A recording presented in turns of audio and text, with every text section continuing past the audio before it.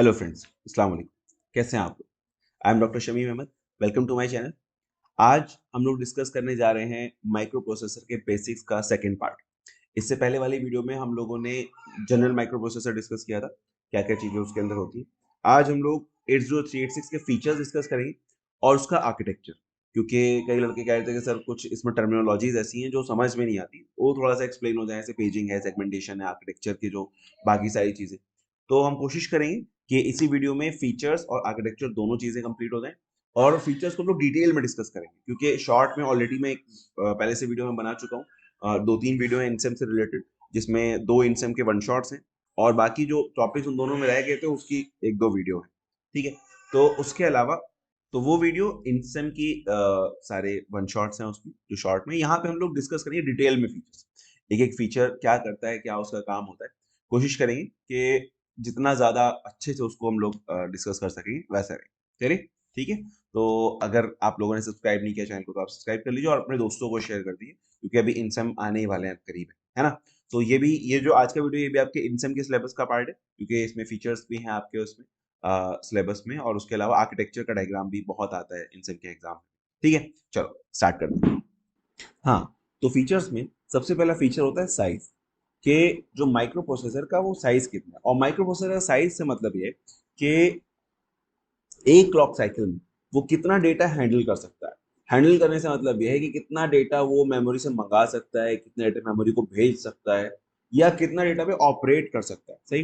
तो वो जो एक चंक ऑफ डेटा आ रहा है एक क्लॉक साइकिल में, क्लॉक साइकिल पता है आप लोगों को? ओके, चलो क्लॉक साइकिल भी डिस्कस कर लेते हैं, क्लॉक क्या होता है। वैसे लास्ट टाइम भी शायद हम लोगों ने डिस्कस किया था, लेकिन फिर भी अगर आपको वैसे तो अभी तक पता है, नहीं भी तो मतलब देखो, कोई भी जो कंप्यूटर होता है उसको काम करने के लिए क्लॉक साइकिल चाहिए होता है, क्योंकि मशीन को टाइम, मशीन जो है मतलब जो माइक्रो प्रोसेसर वो एक डेड डिवाइस है।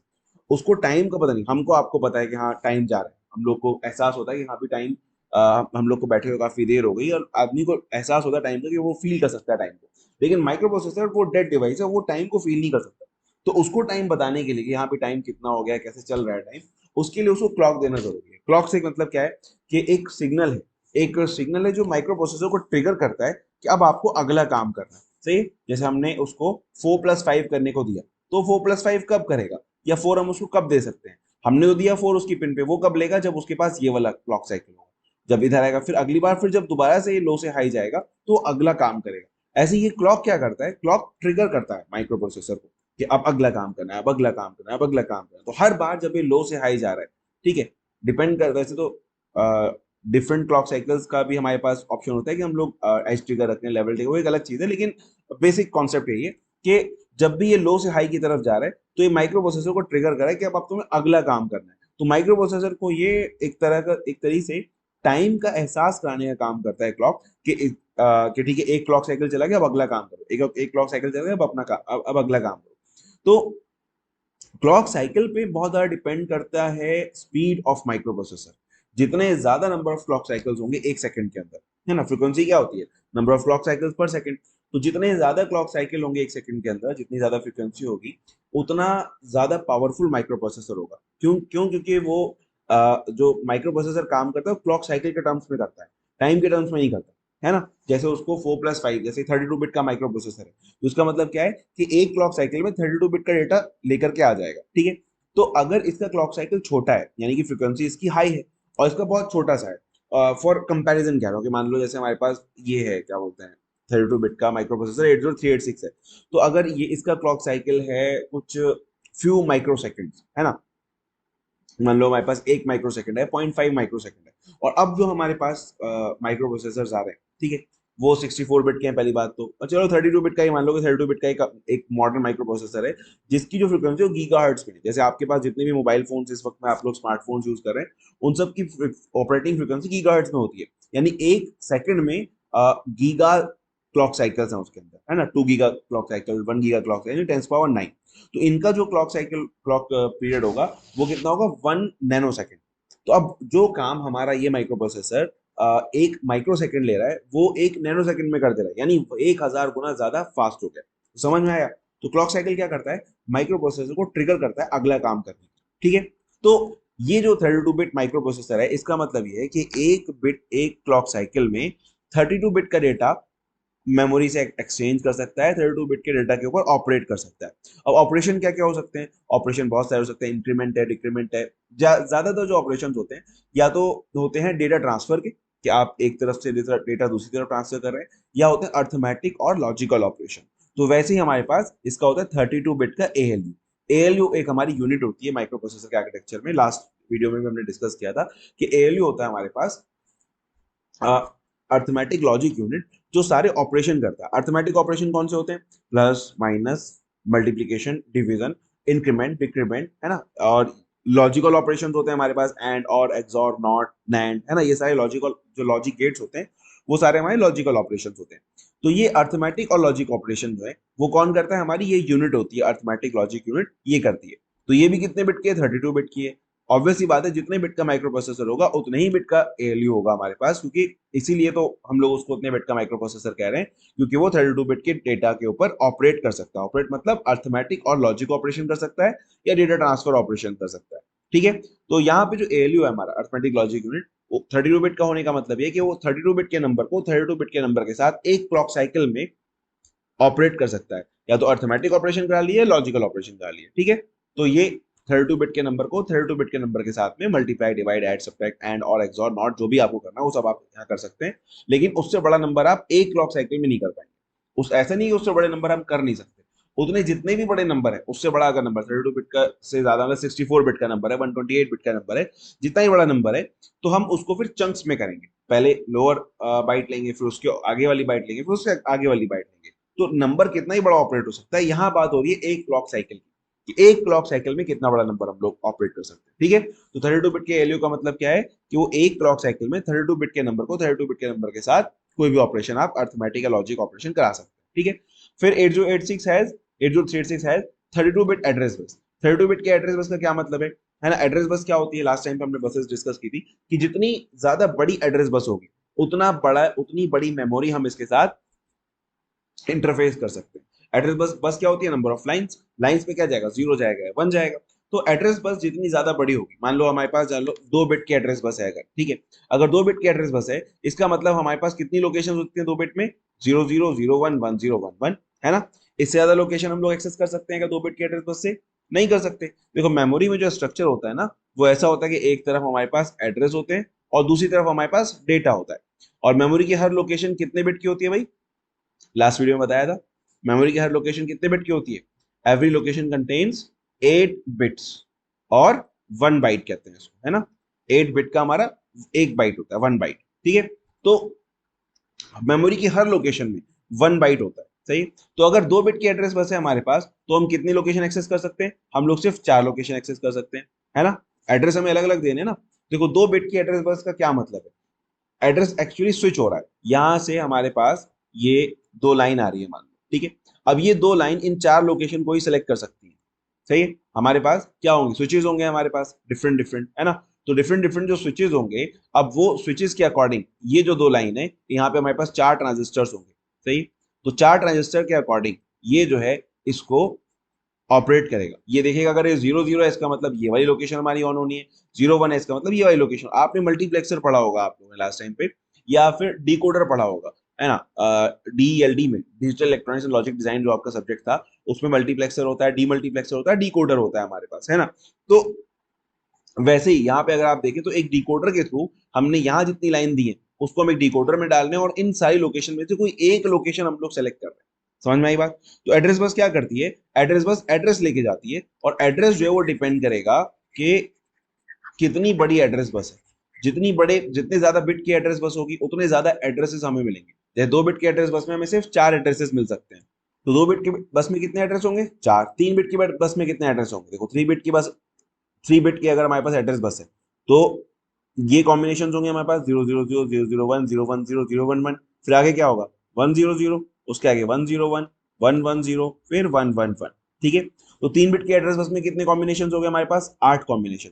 यानी 3 बिट की एड्रेस बस से हम लोग 8 लोकेशन एक्सेस कर सकते हैं। और हर लोकेशन कितने बिट की है? 8 बिट की या 1 बाइट की कह सकते हैं। हर लोकेशन कितने बिट की हमारे पास? 1 बाइट। ये हमारा यूनिवर्सल रूल है मेमोरी का, 1 location is equal to 1 byte. Even जो आज भी जो मेमोरीज यूज होती हैं, जो प्रेजेंट मॉडर्न मेमोरीज यूज होती हैं, उसमें भी यही रूल जो है वो अप्लाई होता है कि उसकी एक लोकेशन 1 बाइट की होगी। ठीक है, तो हमारे पास यहाँ पर अगर 3 बिट की एड्रेस बस है तो हम इससे कितना लोकेशन एक्सेस कर सकते हैं, 8 लोकेशन।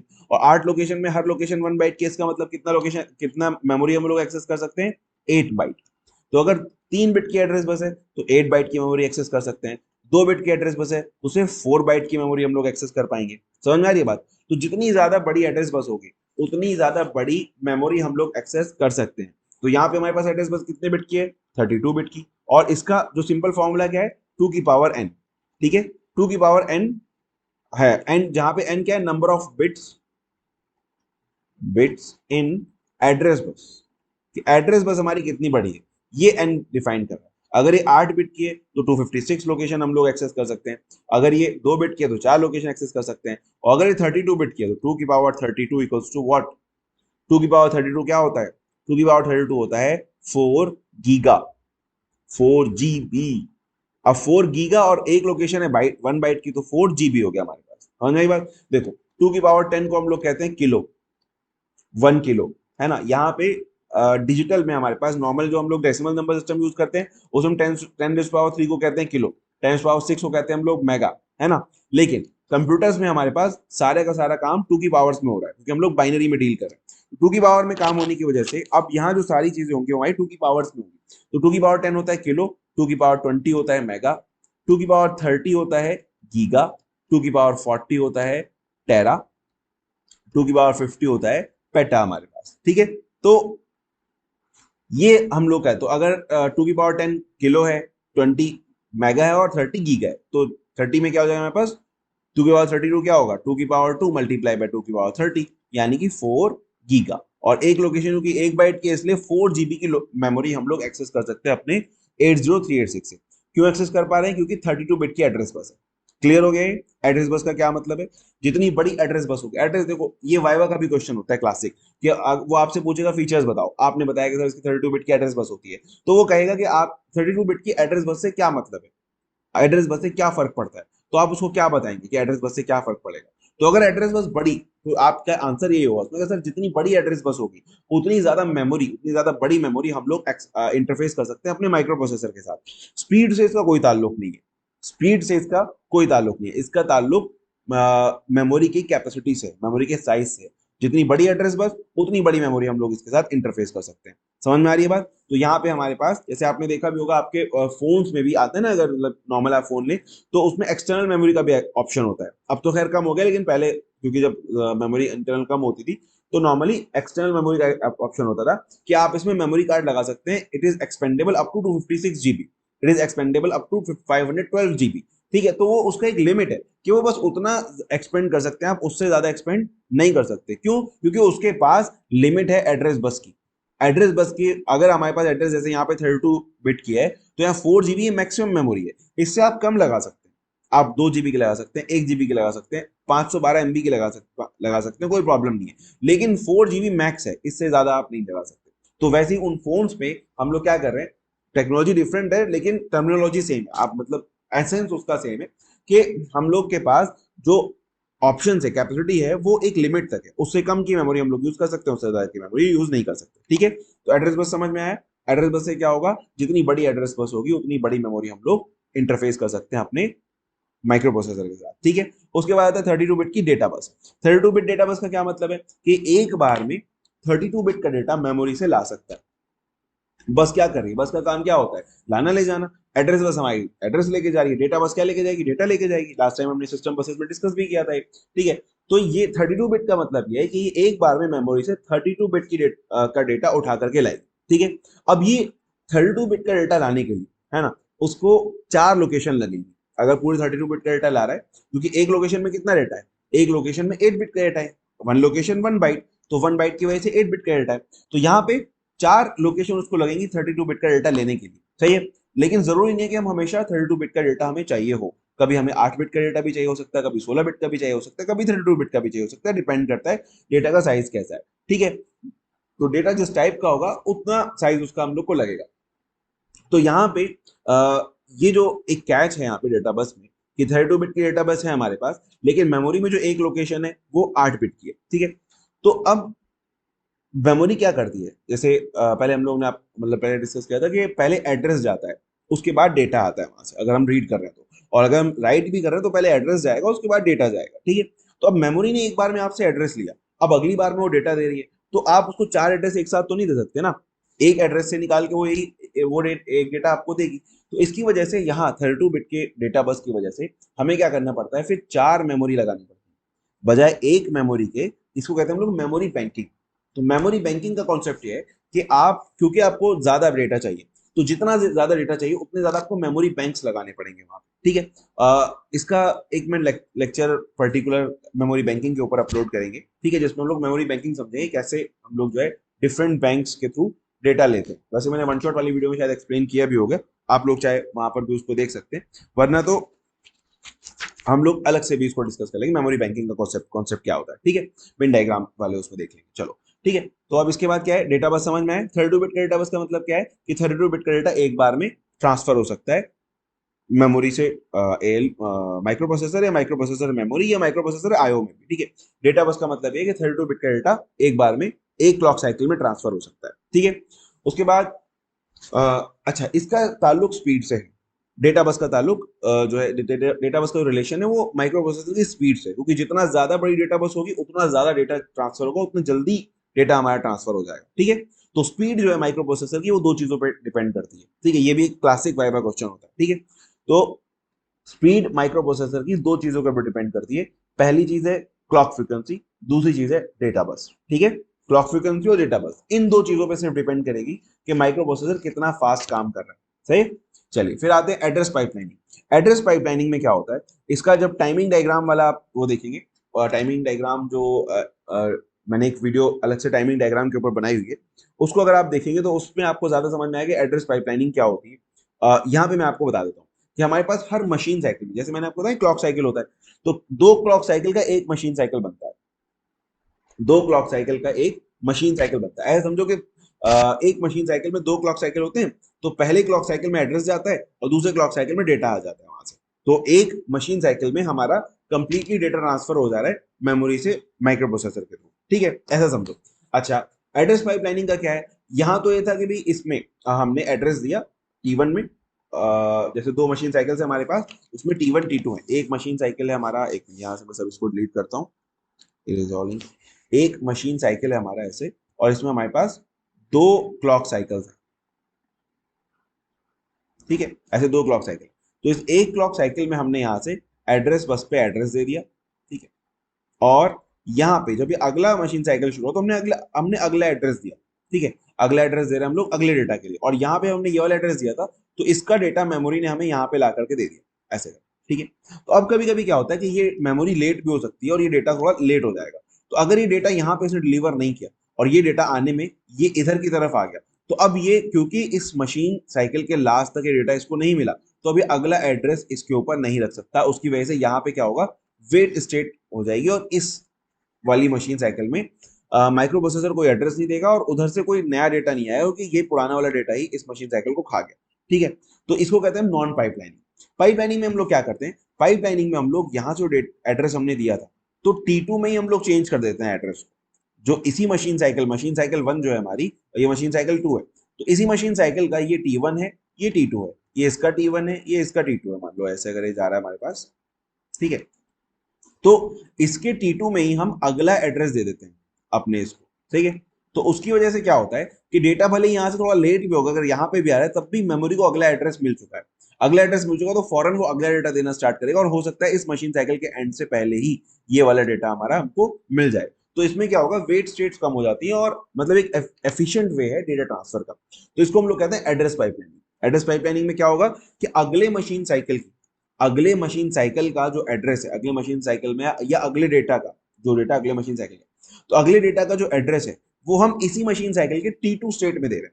एक मशीन साइकिल में दो स्टेट्स हैं, दो क्लॉक स्टेट है, एक T1 और एक T2, तो इसी मशीन साइकिल के T2 स्टेट में हमने अगले मशीन साइकिल का एड्रेस दे दिया, ठीक है। तो उससे क्या होगा, अगर इधर का डेटा लेट भी हो तो भी उसके पास एड्रेस पहुंच गया है और वो अगले डेटा पे उसने प्रोसेस करना स्टार्ट कर दिया, ठीक है। तो इससे fast data processing fast data transfer होता है हमारा, ठीक है। इसके बाद it can address a total virtual memory of 64 TB. 64 TB की वर्चुअल मेमोरी, अगर आप देखें तो 64 टीबी, मुझे नहीं लगता आप में से किसी के भी फोन में 64 टीबी की मेमोरी होगी। फोन में तो छोड़ो, लैपटॉप में भी नहीं होती। मेरे लैपटॉप में भी कितनी 1 टीबी की हार्ड डिस्क लगी हुई है, उसके अलावा फिर मतलब एसएसडी लगी हुई है, वो अलग चीज है। लेकिन इतनी मेमोरी बहुत होती है, 64 टीबी की मेमोरी। और ये कब का, 50s का, हाँ 50s 80s का प्रोसेसर है कुछ। तो 1980s में इतनी बड़ी मेमोरी कोई सोच भी नहीं सकता था लगाने की। उस वक्त तो मेमोरी बहुत ज्यादा महंगी थी और बड़ी भी होती थी बहुत ज्यादा। ठीक है, लेकिन ये हमारा माइक्रो प्रोसेसर इस लेवल का इन्होंने डिजाइन किया था कि 64 टीबी तक की वर्चुअल मेमोरी को एक्सेस कर सकता है। अच्छा, ऐसा हो क्यों रहा है, 64 टीबी की वर्चुअल मेमोरी हम लोग क्यों एक्सेस कर पा रहे हैं?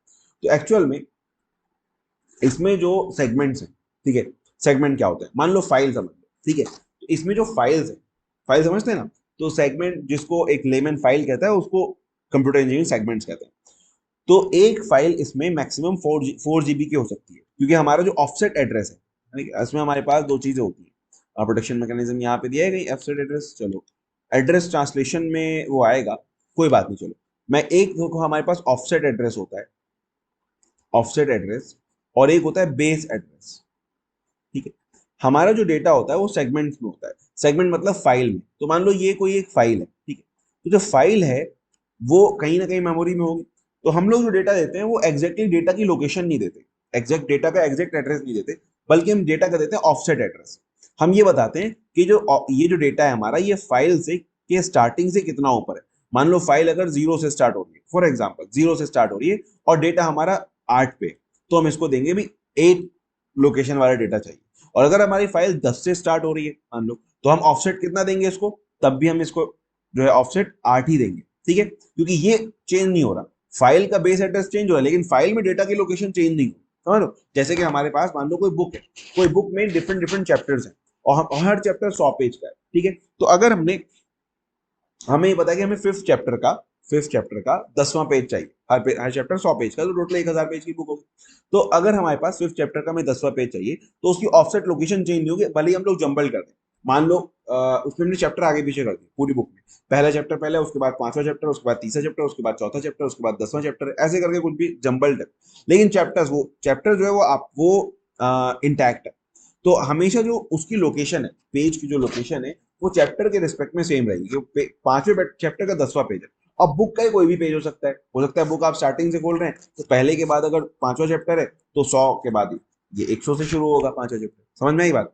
तो हम देते हैं ऑफसेट एड्रेस, एग्जैक्ट एड्रेस ना देते हुए हम लोग क्या देते हैं उसको, ऑफसेट एड्रेस देते हैं इंस्ट्रक्शन में। ठीक है, और बेस एड्रेस हमें मिलता है सेगमेंट रजिस्टर से। सेगमेंट रजिस्टर होता है 8086 में सेगमेंट रजिस्टर से मिलता था, यहाँ पे सेगमेंट डिस्क्रिप्टर से मिलता है। ठीक है, तो जो बताना मैं चाह रहा हूं आपको ये, कि जो बेस एड्रेस है हमारा ये 32 बिट का है, सॉरी ऑफसेट एड्रेस जो है हमारा वो 32 बिट का है। ऑफसेट एड्रेस 32 बिट का होने का मतलब ये है कि ये 0 से लेके 4 गीगा लोकेशन तक कहीं भी हो सकता है।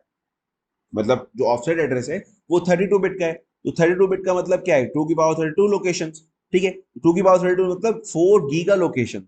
मतलब ये 0 से अगर हम ऊपर जा रहे हैं फाइल के स्टार्टिंग से, ये 4 गीगा लोकेशन ऊपर तक कुछ भी एड्रेस हम लोग इसको दे सकते हैं। इसका मतलब एक सेगमेंट का मैक्सिमम साइज कितना हो गया, 4 GB।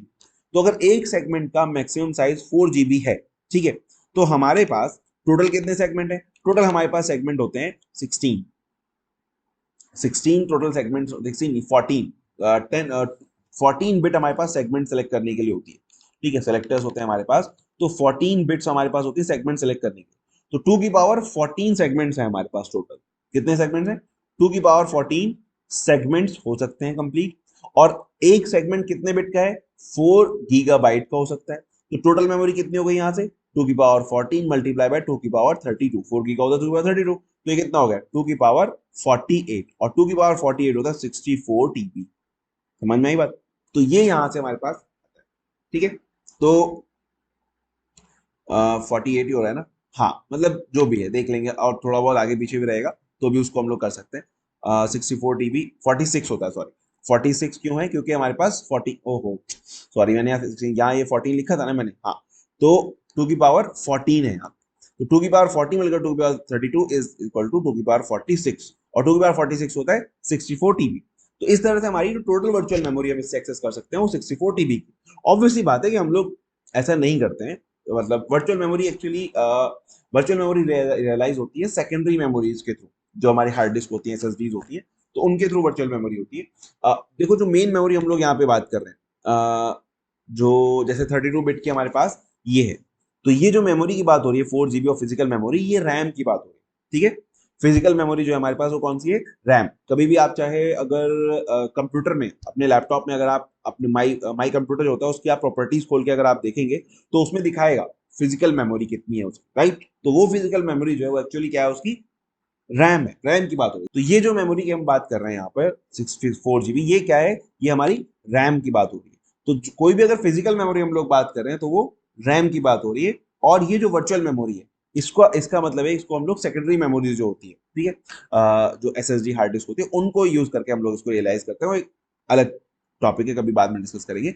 लेकिन बहरहाल समझ में आपको आ गया कि क्योंकि हमारे पास जो सेगमेंट है, हर फाइल हमारी मैक्सिमम 4 GB की हो सकती है, और टोटल हमारे पास सेलेक्टर्स जो है, सेगमेंट के सेलेक्टर, वो 14 बिट का होता है। तो उसकी वजह से 2 की पावर 14 सेलेक्टर्स हैं, 2 की पावर 14 सेगमेंट्स मैक्सिमम हो सकते हैं। तो 2 की पावर 14 सेगमेंट है और हर सेगमेंट हमारा 4 GB का है, इसलिए मैक्सिमम जो मेमोरी है वो 2 की पावर 46 यानी 64 TB की मैक्सिमम वर्चुअल मेमोरी हम लोग एक्सेस कर सकते हैं। ये हमारा इसकी कैपेसिटी, ठीक है, क्लियर है इतना। चलिए, इसके बाद हमारे पास using a protection mechanism. Protection mechanism for, कहाँ पे भाई, क्यों नहीं चल रहा है, हाँ, ओके। तो प्रोटेक्शन मैकेनिज्म क्या है हमारे पास, प्रोटेक्शन मैकेनिज्म में हम लोग क्या करते हैं कि 4 प्रिविलेज लेवल हम लोगों ने डिफाइन किए, कि अलग अलग फाइल को हम लोगों ने अलग अलग प्रिविलेज लेवल दिए। मैंने कहीं पे वो बनाया प्रोटेक्शन रिंग्स होगी, कहीं आगे, हाँ ये वाली।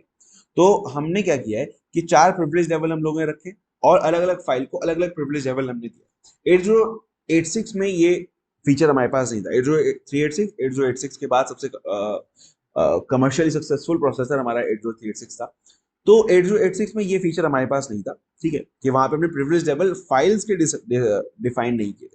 यहाँ पे हमने क्या किया कि भाई ऐसा ना हो कि वायरस के थ्रू कोई फाइल को हैक कर ले। अब चीजें जब ये सब स्टार्ट हो गई, तो उसकी वजह से हमने फाइल्स को अलग अलग प्रिविलेज लेवल दी कि भाई ठीक है, प्रिविलेज लेवल जिसमें privilege level 0, 1, 2, 3, total 4 privilege level है हमारे पास, और ये आउटवर्ड एक्सेसिबल है, ठीक है। मतलब आप अंदर से बाहर की तरफ जा सकते हैं। अंदर से बाहर की तरफ जाने का मतलब ये कि जो प्रिविलेज लेवल 0 की जो फाइल है, प्रिविलेज लेवल 0 का जो प्रोग्राम है, वो प्रिविलेज लेवल 1 की फाइल भी एक्सेस कर सकता है, 2 की भी कर सकता है, 3 की भी कर सकता है, ठीक है। लेकिन 1 वाला जो है वो सिर्फ 1 की एक्सेस कर सकता है, या 2 की कर सकता है, या 3 की कर सकता है। तो नहीं बात, 2 वाला 2 की एक्सेस कर सकता है या 3 की कर सकता है, 3 वाला सिर्फ 3 की एक्सेस कर सकता है और किसी की भी एक्सेस नहीं कर पाएगा। समझ में आई बात।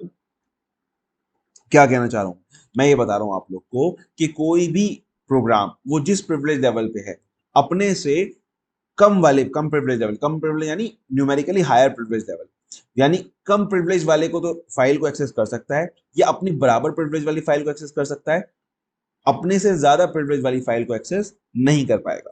समझ में आई बात। जैसे आपका आपका क्लासरूम है, ठीक है, आप अपने, जैसे आपका जो कॉलेज है, आप अपने कॉलेज में लीस्ट प्रिविलेज लेवल पर है ना, मान लिया आप अपने कॉलेज में जो प्रिविलेज लेवल 3 है आपका, तो आप कहाँ एक्सेस कर सकते हैं, आप अपनी क्लासरूम में एक्सेस कर सकते हैं, ठीक है। आप अपने क्लास में बैठ सकते हैं, और डिफरेंट और जो क्लासेज हैं, ठीक है, बाकी की जो क्लासेज हैं उसमें भी आप जाके बैठ सकते हैं, ठीक है। कोई नहीं पूछेगा, टीचर्स को क्या ही पता चल रहा है कि कोई प्रॉब्लम नहीं है, ठीक है। लेकिन अगर आप स्टाफ रूम में जाके बैठ जाए, अब स्टाफ रूम जो है वो कहाँ पर है, वो प्रिविलेज लेवल 2 में। अगर आप वहां जाके बैठेंगे तो हर टीचर आपसे पूछेगा कि भाई तुम यहाँ क्या कर रहे हो, तुम्हारा तो यहाँ कोई काम नहीं होना चाहिए। समझ में ये बात। तो उसका प्रिविलेज लेवल हायर है, ठीक है। लेकिन कोई टीचर जो प्रिविलेज लेवल 2 पे है मान लो, तो टीचर स्टाफ रूम में भी बैठ सकता है और क्लासरूम में भी बैठ सकता है, उसको कोई रोकेगा, कोई कोई बोलेगा सर आप यहाँ पे क्यों आके बैठ गए, कोई प्रॉब्लम नहीं है। वो जहां चाहे बैठ सकता है, वो जहां चाहे जाके ऑब्जर्व कर सकता है। तो वो उसके ना तो क्लासरूम में कोई रिस्ट्रिक्शन, एंट्री में रिस्ट्रिक्शन है, ना अपने स्टाफ रूम में कोई एंट्री में रिस्ट्रिक्शन है। आपके पे रिस्ट्रिक्शन है कि आप जो है स्टाफ रूम में नहीं जा सकते। फिर आते हैं प्रिंसिपल साहब। अभी जो टीचर साहब हैं, ये प्रिंसिपल साहब के कैबिन में जाके नहीं बैठ सकते उनकी कुर्सी पे, है ना। वो पूछेंगे भाई तुम क्यों आए, तुम्हारे यहाँ क्या काम है। समझ में आई बात। तो ये जो प्रिंसिपल साहब का प्रिविलेज लेवल है, वो इनसे भी हायर पे है। अब प्रिंसिपल साहब अपने कैबिन में भी बैठ सकते हैं, और जाके स्टाफ रूम में भी जाके बैठ सकते हैं, कोई उनसे कुछ नहीं कहेगा। और जाके उनकी एंट्री क्लासरूम के अंदर भी, क्लासरूम में भी वो आ सकते हैं, कोई उनसे पूछने वाला, कोई रोकने वाला नहीं। समझ में आई बात। अब ऐसे ही जो कॉलेज के चेयरमैन हो, ठीक है, जो डायरेक्टर है, उनका प्रिविलेज उनसे भी ज्यादा है। तो सेम यही क्लास है प्रोग्राम्स के अंदर, कि जो हायर प्रिविलेज लेवल का प्रोग्राम है वो लोअर प्रिविलेज लेवल की तो फाइल को एक्सेस कर सकता है, अपने सेम प्रिविलेज लेवल की फाइल्स को एक्सेस कर सकता है, लेकिन अपने से हायर प्रिविलेज लेवल की फाइल को एक्सेस नहीं कर पाएगा। समझ में आई बात? एक मिनट, ये क्लियर हुआ आपको प्रिविलेज लेवल वाला मामला क्या है? तो इसके थ्रू हमने क्या किया है, प्रोटेक्शन प्रोवाइड किया डिफरेंट डिफरेंट फाइल्स को, कि हर फाइल को हर प्रोग्राम एक्सेस नहीं कर पाएगा, उसमें हमने प्रोटेक्शन लगा रखी है, कौन एक्सेस कर सकता है कौन एक्सेस नहीं कर सकता। ठीक है, तो इसके बाद हमारे पास आता है allows multitasking time sharing. Multitasking using time sharing का मतलब यह है कि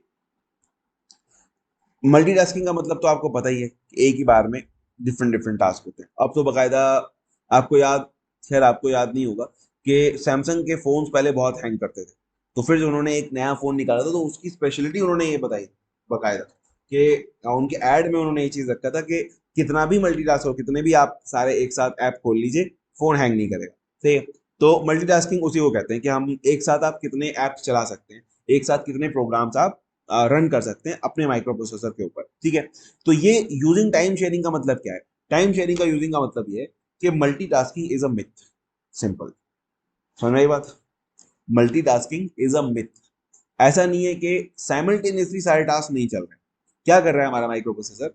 हमारा माइक्रो प्रोसेसर एक काम करता है, उसको थोड़ी देर के लिए रोकता है, दूसरा काम करता है, उसको थोड़ी देर के लिए रोकता है, तीसरा काम करता है, उसको थोड़ी देर के लिए रोकता है और फिर वापस से पहले काम पे आ जाता है, और फिर ऐसे ही चलता रहता है, थोड़ा थोड़ा काम कर रहा है हर क्लॉक पे। समझ में आई बात? ये 2 क्लॉक साइकिल में इसका काम, और 2 क्लॉक साइकिल में इसका, 2 क्लॉक साइकिल में इसका, फिर अगले 2 क्लॉक साइकिल में इसका हो रहा है। तो इसकी वजह से क्या हो रहा है? इसकी वजह से ये हो रहा है कि आपको लग रहा है कि मल्टीटास्किंग हो रही है, बट एक्चुअली वो क्या कर रहा है, वो थोड़ा थोड़ा काम कर रहा है एक टाइम, या इसको कह सकते हैं ये मतलब मल्टीटास्किंग ही है ऑब्वियस सी बात है, मतलब लेकिन वो साइमल्टेनियसली नहीं कर रहा। इसको टाइम शेयरिंग कहते हैं, कि वो जितना उसके पास टाइम है उसको उसने शेयर कर लिया, थोड़ा थोड़ा टाइम वो सबको दे रहा है। ठीक है, जिससे और उसको पता नहीं चल रहा, मतलब ऑब्वियस सी बात है कि आपको ये लग रहा है कि तीनों प्रोग्राम एक साथ चल रहे हैं, क्योंकि आपकी नजरों से कोई भी ओझल नहीं हो रहा, क्योंकि उसका क्लॉक साइकिल बहुत छोटा है। हमारी जो आईज है, आईज का जो रेजोल्यूशन है वो 0.1 सेकंड होता है, कि अगर मतलब 100 मिली सेकंड से पहले कोई चीज आपकी आंखों के सामने आई और चली गई तो हो सकता है आपको पता ना चले। ठीक है, और अगर 10 मिली सेकंड में जा रहा है तो श्योरली पता नहीं चलेगा। या कोई चीज है आपके सामने और वो गायब हुई और वापस आ गई 10 मिली सेकंड में, 20 मिली सेकंड में, 50 मिली सेकंड में भी वापस आ गई, तो आपको ये पता नहीं चलेगा कि ये मेरे आंखों के सामने से गायब हुई थी। ठीक है, उसी का फायदा उठाते हुए हमारा माइक्रो प्रोसेसर क्या करता है, मल्टीटास्किंग करता है, कि वो ठीक है थोड़ा थोड़ा टाइम दे रहा है, उसको तो नैनो में चल रहा है ना, उसको तो मतलब नैनो सेकंड में उसका काम हो जा रहा है, तो उसकी वजह से क्या होता है, मल्टीटास्किंग यूजिंग टाइम शेयरिंग। ठीक है, थोड़ा थोड़ा टाइम सबको दे रहा है और सारे टास्क अपना चला रहा है साइमल्टेनियसली। ठीक है, उसके बाद फिर 8086 यूजेस 16 बिट आईओ एड्रेसेस। हमारे पास जो आईओज है, आईओ क्या है, इनपुट आउटपुट डिवाइसेस। ठीक है, तो एक कंप्यूटर में इनपुट आउटपुट डिवाइस आपको पता है कौन से होते हैं? बताइए कौन कौन से होते हैं इनपुट डिवाइसेस कंप्यूटर में? कीबोर्ड है, माउस है ना, ये सब इनपुट डिवाइस है। आउटपुट डिवाइस कौन से हैं? मॉनिटर है, प्रिंटर है, ये सब आप तो पढ़ते हैं अभी तक। ठीक है, अच्छा अपने मोबाइल में बताओ, आपका जो मोबाइल है उसमें कौन कौन से आईओ डिवाइसेस लगे हों? सोचो, मोबाइल है ना, उसमें इनपुट डिवाइस कौन सा लगा हुआ है? हाँ, समझ में आया? कैसे इनपुट दे रहे हो फोन को भाई तुम? टच करके, तो स्क्रीन नहीं है, टच, टच पैनल होता है एक पूरा, तो स्क्रीन के ऊपर टच पैनल चिपका हुआ है, वो इनपुट डिवाइस है। स्क्रीन आउटपुट डिवाइस है। आपके मोबाइल की स्क्रीन वो क्या है, वो आउटपुट डिवाइस है, वो आपको डिस्प्ले कर रहा है, और उसके ऊपर एक टच पैनल चिपका हुआ है। ठीक है, जिसको फोल्डर भी कहते थे। पता करिएगा आप मोबाइल पे, अगर पहले तो ये होता था कि दोनों चीजें अलग अलग आती थी, तो अगर सिर्फ टच खराब है और टच बदल देते, स्क्रीन खराब है तो स्क्रीन बदल देते, तो उससे पैसे बचते थे।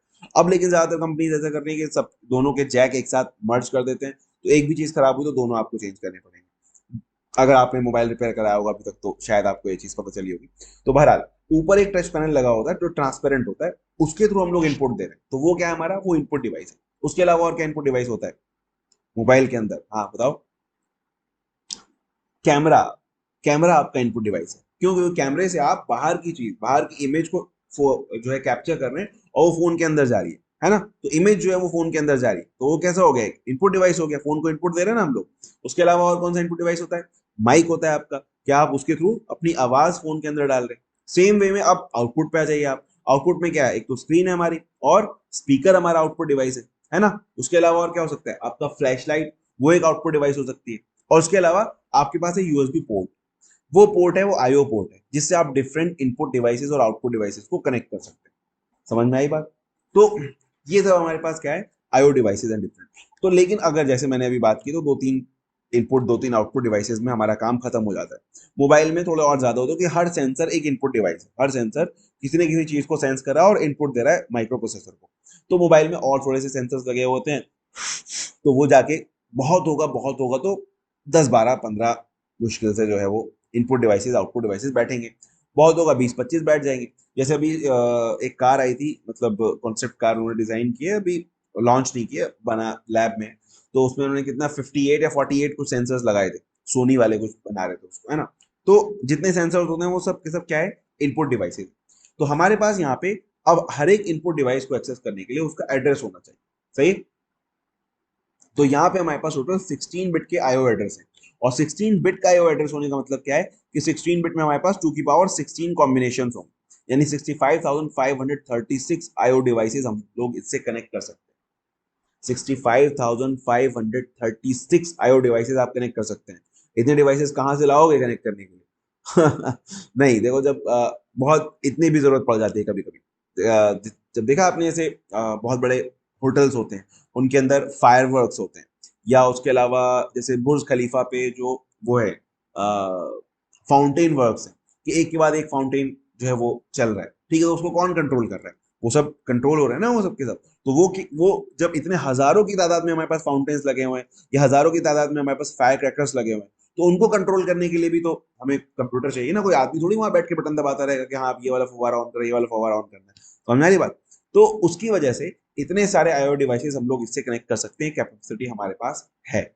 और एक और राज की बात बताऊं, इससे भी ज्यादा हम लोग कनेक्ट कर सकते हैं, वो बाद में डिस्कस करेंगे। एक जब हम लोग मैपिंग डिस्कस करेंगे, आईओ मैप आईओ और एक मेमोरी मैप्ड आईओ।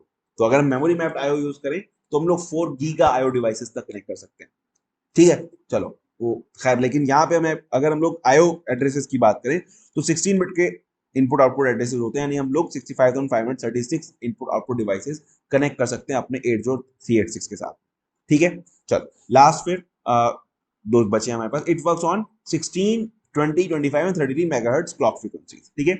एक ही प्रोसेसर के अलग अलग वेरिएंट्स आते हैं, अभी भी आते हैं, आपने देखा होगा i7 जो है, या i3 है, i5 है, i7 है, इन सब के भी डिफरेंट डिफरेंट वर्जन होते हैं, है ना।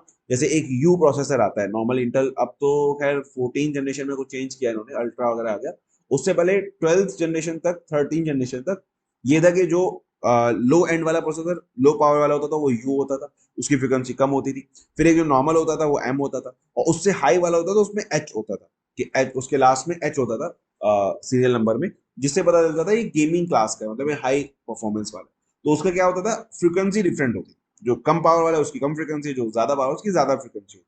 तो ऐसे ही इसके भी हमारे पास डिफरेंट वर्जन थे जो अलग अलग फ्रिक्वेंसी पे काम कर रहे हैं। ऑब्वियसली बात है, जितना ज्यादा फ्रिक्वेंसी होगी उतना फास्ट प्रोसेसर होगा, और जितना फास्ट प्रोसेसर होगा उतनी ही ज्यादा पावर खाएगा, सही है। इसीलिए गेमिंग पीसीज में इतने बड़े बड़े फैंस लगे होते हैं, सही है। चलो, सॉरी।